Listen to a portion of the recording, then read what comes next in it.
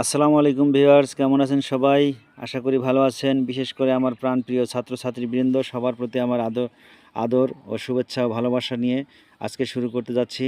তো ভিউয়ার্স, দেখতে পাচ্ছেন আজকে রাইট ফর্ম অফ ভার্বস মানে কি, ক্রিয়ার সঠিক রূপ নির্ণয় করতে হবে।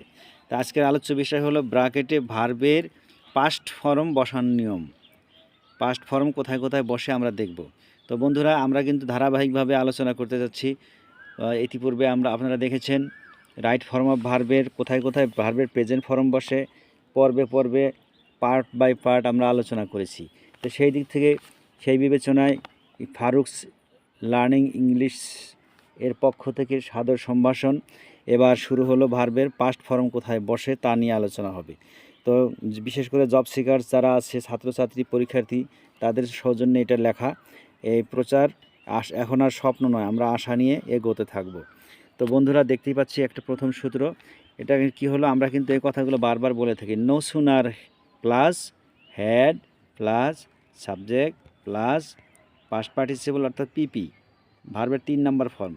তারপরে কি আছে, দেন প্লাস কি থাকে, সাবজেক্ট টু, তার মানে দ্বিতীয়বার যদি আবার সাবজেক্ট আসে তবে সেটা, প্লাস ভার্বের পাস্ট ফর্ম, অর্থাৎ পরবর্তী সাবজেক্টের পরে যে ফর্মটা আসবে সেখানে ভার্বের পাস্ট ফর্ম বসাতে হবে। তো দেখে নেই, এই যে আছে নো সুনার, তারপরে প্লাস কি আছে, হ্যাড আছে, নো সুনার হ্যাড দেখলাম, তারপর দি বেল, এটা সাবজেক্ট বাইকের, তারপরে রিং র্যাং রাং, কোনটা হলো রাং, তা পাস্ট পার্টিসিপল থার্ড ফর্ম বা 3 নাম্বার ফর্ম। তারপরে দেন এরপরে আছে সাবজেক্ট টু, অর্থাৎ এই বাক্যের দ্বিতীয় সাবজেক্ট টু।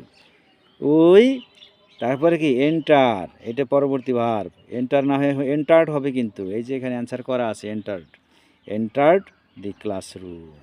আমরা এটা মানে বেল বাজতে না বাজতে আমরা ক্লাসরুমে প্রবেশ করলাম, এই কথা বলা হচ্ছে। তো 2 নম্বর সূত্রে আসি বন্ধুরা, দেখলাম অ্যাজ সুন অ্যাজ, এই অ্যাজ সুন অ্যাজের ব্যবহার কিন্তু আমরা বাল্যকাল থেকে শুনে আসছি, তাই না?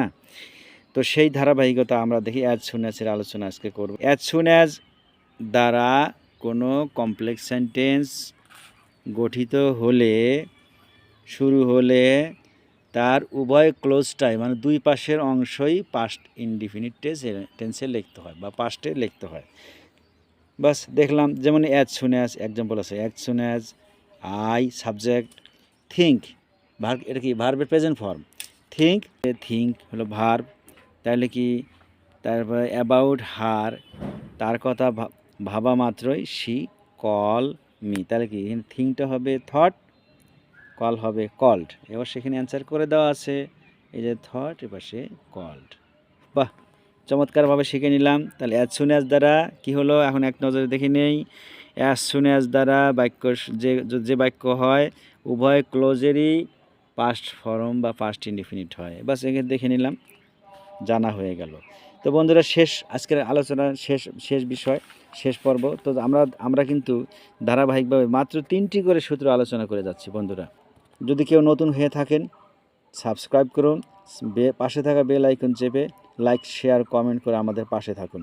তো বন্ধুরা, দেখতে পাচ্ছি 3 নাম্বার সূত্র, ইফ যুক্ত বাক্যের শেষের ক্লোজটি যদি পাস্ট কন্ডিশনাল হয়, ইফ যুক্ত বাক্যের শেষের ক্লোজটি যদি পাস্ট কন্ডিশনাল থাকে, সেই কথা। আর সেই পাস্ট কন্ডিশনাল কি, মাঝখানে ব্যাখ্যা করে দেওয়া আছে। সেটা হলো পাস্ট কন্ডিশনালের ব্যাখ্যা হলো subject plus would could might, would অথবা কুড অথবা মাইট প্লাস ভার্বের প্রেজেন্ট ফর্ম ভার্ব। তাহলে দেখি আসলে আছে কি না। তবে সেই ক্ষেত্রে কী করতে হবে, ইফ ক্লোজটি পাস্ট টেন্সে লিখতে, ইফ ইউ কাম আছে ভার্বের present form, here I would give you some money, তাহলে কি, তুমি যদি আসতে তাহলে তোমাকে কিছু টাকা দিতাম। তাহলে এই যে পরবর্তী ক্লোজে কি আছে, আই সাবজেক্ট, এই যে উড কুড মাইটের যে কোনো একটা আছে, উড ভার্বের প্রেজেন্ট ফর্ম, উড গিভ, তারপর কি আছে, ইউ সাম মানি। তার মানে কি, তাহলে সামনের ক্লোজটা কী হবে, পাস্ট ফর্ম করতে হবে, ইফ ইউ কেম, এই যে ভার্বের অ্যান্সার দেওয়া আছে কেম। তো বন্ধুরা, দেখে নিলাম আজকের আলোচ্য বিষয়। আলোচনা মাত্র 3টি সূত্র নিয়ে আলোচনা করা হলো, যাতে ধৈর্যচ্যুতি না ঘটে, ঠান্ডা মাথার জীবন নিয়ে এগোতে থাকুন।